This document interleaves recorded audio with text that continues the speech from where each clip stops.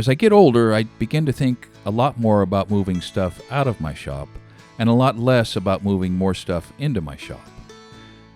So in a fit of sanity, I finally realized that I just had to send this box of parts to somebody that could and would restore a magnificent old post drill, namely Dave Van Slyke.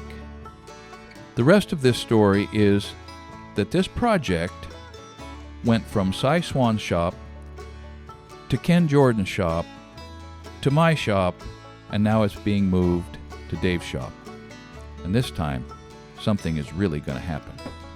So this thing lived in my shop for, I think it's been 3 years since Ken sent it home with me. And it's only been out here for about 10 days. And Dave's coming to life. There's what it looks like in the box.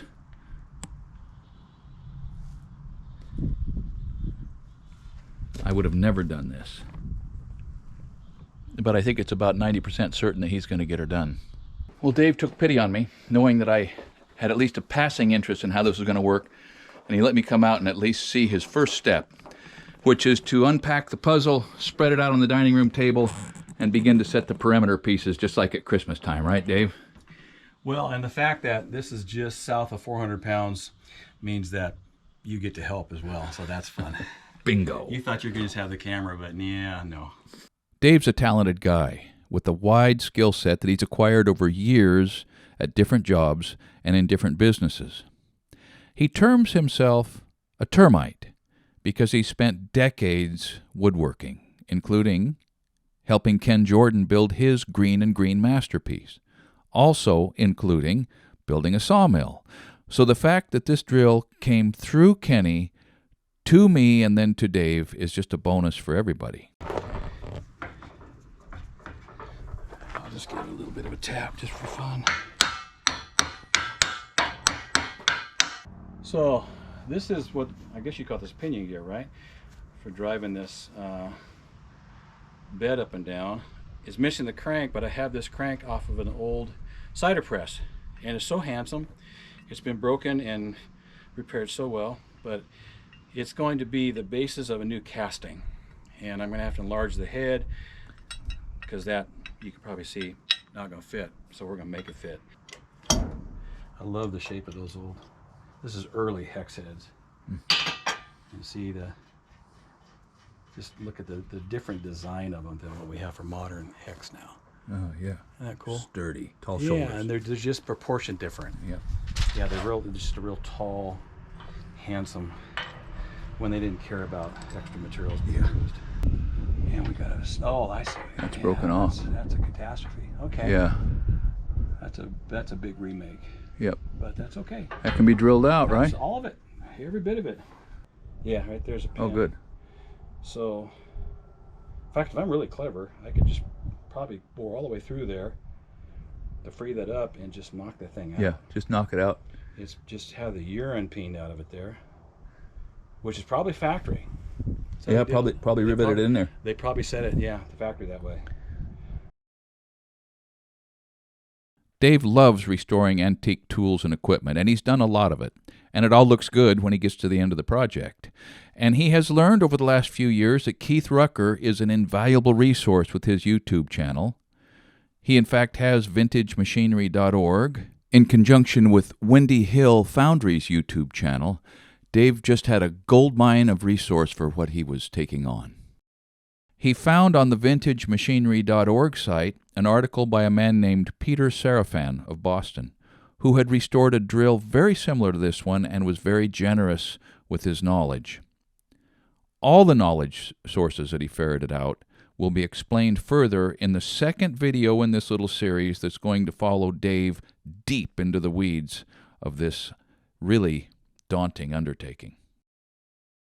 An author named Orson Scott Card points out in his book, A Storyteller in Zion, that only what we give away do we get to keep forever. And I've grown to see the truth and the wisdom in that cryptic saying. Because what a blessing for Cy and for Kenny and I to see Dave work so hard to bring this old boy back from the brink. And we still kind of had a stake in it because it came from our shops to his. But the bonus for us is we get the satisfaction of seeing it emerge. We get the satisfaction of seeing work done that we would have never taken time to do, and we didn't have to do the work.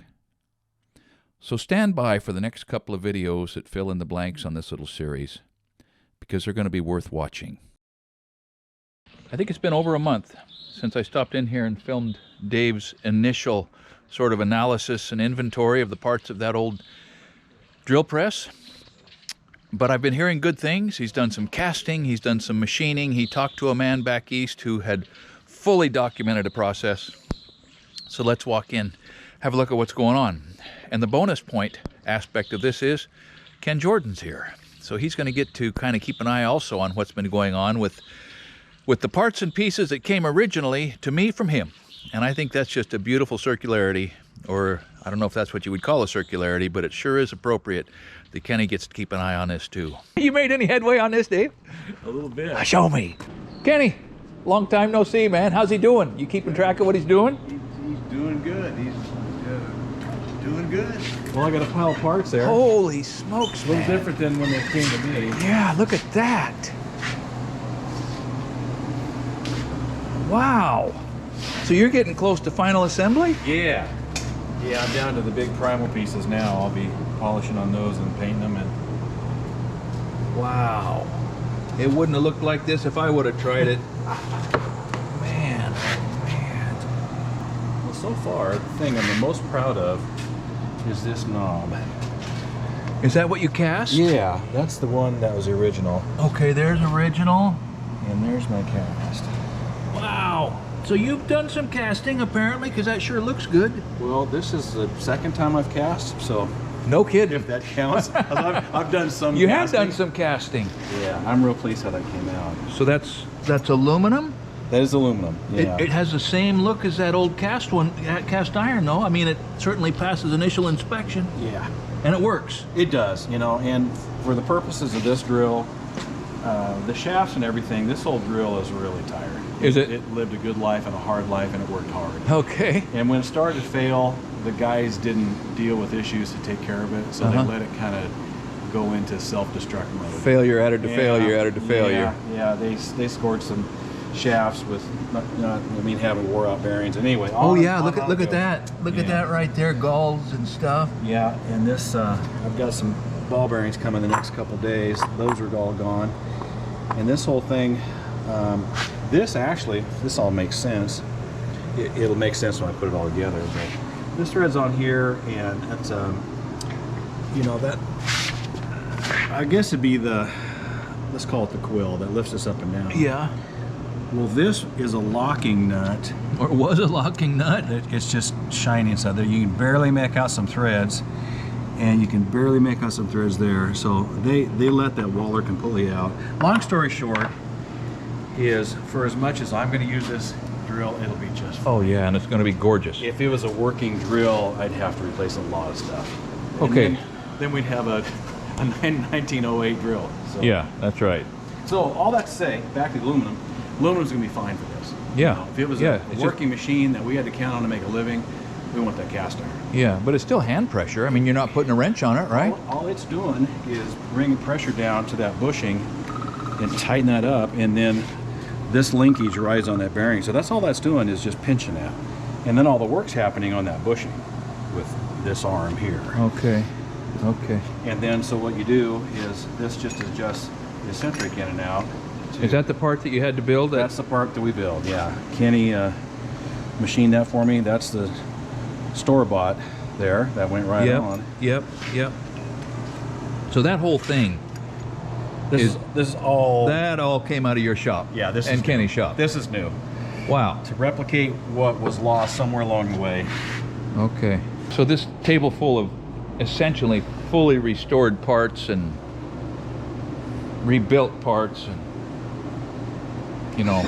carefully sleuthed out parts is only going to work when he puts the power to it. Puts the machine in a frame and puts power to it. And so I'm going to show you what he is pressing forward on now as far as the power supply. And then I'm going to get a chance to do a little blacksmithing to support some of the shafts and some of those things. But Even though these parts are the meat of the matter, there's still plenty of work to do before you can put them together. All right, so Dave, explain to us now the propulsion and the shafts and transferring the power from that antique to that antique in order to make it work. And you got to talk to us about these Babbitt bearings. So Sure. show us what you got going here. Well, I had in my collection of gathered up parts this 1949 Century repulsion start motor. Repulsion start. Yeah, and I know nothing about it except to know that it's not like a modern motor. No. It doesn't have a capacitor. It's the guys at the motor shop can tell you exactly what it does. It starts up in one particular mode, and then it gets to a certain RPM and shorts itself out and kicks into the next mode. And the advantage is it's a real high torque motor. Oh, So is it the same standard 1750 yeah, RPM? yeah, this is 1750, correct. Okay.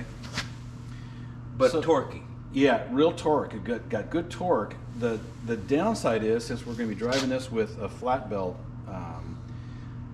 drive, is the bushings in this are not designed for side load.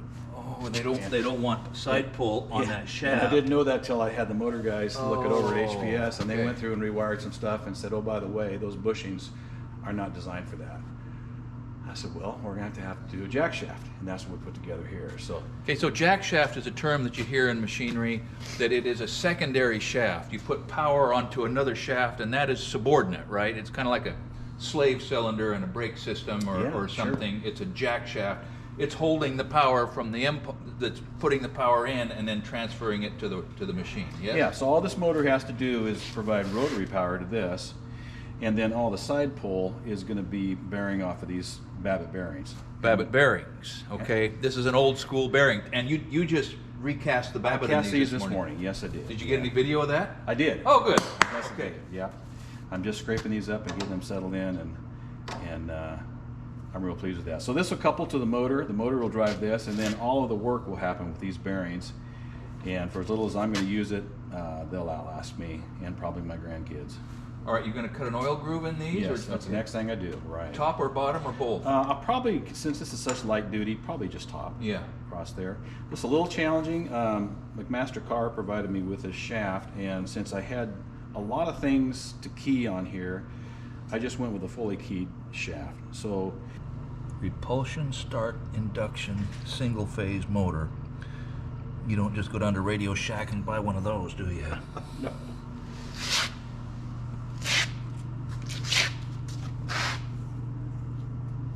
That's probably my ugliest one. No, that's not too bad. That's very good. The bottom ones look very nice. So Babbitt is just a little harder than lead, right? They Not call it much. white metal. It's a lead based. There's probably some tin in it. You know what all the alloys are in there? It's probably very similar to wheel weights, I'm guessing. Yeah. All right, so this will key onto that. Yes. The keyway will fill that key slot Yep. and be machined down, so you're not just grinding away at that Babbitt Correct. liner.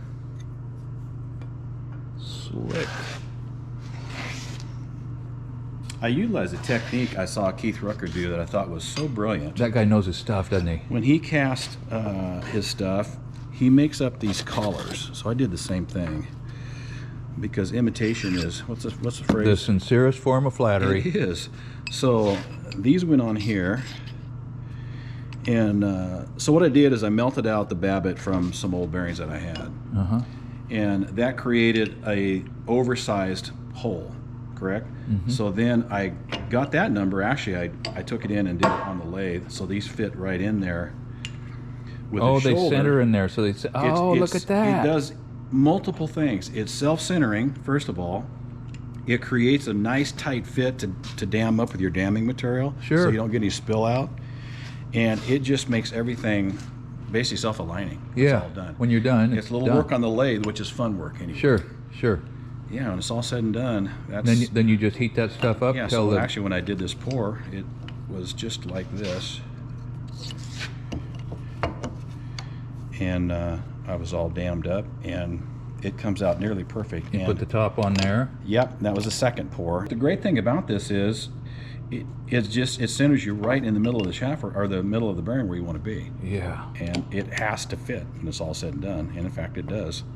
Because you can look at the reveals on this, And I mean, they're spot on. Oh, look at that. They're just exactly what they're supposed to be. It was never done that sweet back in the old days, right? It recesses the Babbitt in a little bit because of those shoulders, but who cares? Because there's lots of material. And so when the Babbitt cools and shrinks, you get a little bit of relief around the fit. You know, it stays pretty tight. It's net, and so actually you go in with a scraper. And just do exactly what it's designed to do, and you just get a shot of this, but you just scrape that. Oh yeah, look at that right out of there, and because you don't want it too tight, you got to get some oil in there because and it's got to be able to move. See, a Babbitt bearing doesn't run on the Babbitt; it runs on oil, and so there has to be a film of oil for that to run on, and if you don't have the oil, then it starts eating into the Babbitt. So the Babbitt is just a support structure for the oil. The oil is the bearing. So this didn't have a flywheel on it, so which is a small thing to be missing. The beauty shot is this way. You're looking at the ugly end. So that's beauty shot. Yeah, that is a nice shot. So you might recognize this flywheel. This is off of a blacksmith forge. Oh really? That's geared, and I don't know what that looks like, but I think in the recesses of the cobwebs back there, I've seen something like that. Yeah. What I was looking at was the diameter. What is that? The 16 count, inches. Yeah, and the S curve. Yeah. Because that's what the original was. I see. So the original had a very similar appearance. It had that look, and so this was on eBay where all good things are bought. Yeah, that's right. That's right. But they arrive on time. So this is not, a belt is not running on this? No, this is just inertia. Yeah, this is a shaft that goes overhead, and once things are up and running, this just keeps that energy in there and use it literally as a flywheel. So it was a 3/4 inch bore on that, which wasn't a big deal. I think this is a 7/8 shaft. I had to turn that down. I put it all together, got a nice fit, was real proud of how everything came out, and I put it in my rollers here and put a dial indicator on it, and it was 200 thousandths out. Ouch. And I was just shocked. I thought it would have had to been that way before. In the casting. And ran that forge with a wobble in it. I didn't care. Probably RPM low was 2 RPM. or 3 RPM. So I said, well, now what am I going to do? So I went in and turned this down smaller so that I had some wiggle room in there. Put the dial indicator on it and just shimmed it. Just shimmed it to true. And I got that 200 thousandths down to probably 6 or 8 thousandths now. So, that's round enough. Yeah, for what we're doing. Now, is that Babbitt or is that white metal? Is that Fields metal? Actually, that's aluminum. That's aluminum. When I poured that handle, I had this over here ready to go because I had those shims in there. And I just wanted to lock those shims in, and I threw some spooge in there and called it good. It's going to be up in the air. Nobody except it's glorious. Your million subscribers and you and me. That's right. Just the few of us know about that. Just a few of us. Well, this is going to be the crank to raise the bed up and down. Okay. And it's kind of an ugly looking thing right now, but inside there lives a crank that came off of a cider press that I have. And it had a 1 inch hole, no, 3/4 square hole that I had to put these bosses on. Did you cast this? No, this is just the pattern. Okay. So it lives in there, but I made this up in wood. Okay, tell us about the species. The wood itself? Yeah. I like pine for stuff like this. Yeah. So that's a pine pattern. So this has got lots of relief. Yeah, so this is a cast iron handle in here. Okay. It lives in here. That's actually it there. So this mounts on the machine, and this cranks and it raises the bed up and down for the work table on the drill. Make sense? Yeah. So it didn't have this handle, and I liked the shape of that handle. I thought it was very cool. So I thought, well, that's the basis for a pattern. So I took pine and boxed this around here, and then to make this setup here for a core, I had to think through how to do that. So what I did is I made a silicone mold of this section, which then I poured in a urethane, which gave me this piece. And so this piece became the guide for all the tapers and everything of what we're doing here. And that's about a 1 degree taper all the way around this thing. but I wanted this handle, when it's all done, to shoulder up right where it needs to shoulder up, no more, no less. And so I had to figure out a way to have that stub of taper inside this handle. And so the way I did it is I made this little core box. And so that's basically what we're looking at here, except I just chopped it and epoxied it on here. Went oversized because we're going to be making a core when we do the casting on this. So this is the same taper as that at that point that I want it to be. So when it all gets done, Lord willing, the river don't rise, it's going to be fine. Mr. Van Slyke is actually a fine finish carpenter by trade. He's been a contractor here, he's done a lot of things, and he's turned his hand to restoration, which has locked him into a lot of things that he may or may not have even seen coming. And frankly, that's one of the appeals of learning something new, because one new thing learns to another new thing, and first thing you know, you've actually learned something. Thanks for watching Essential Craftsman, and keep up the good work.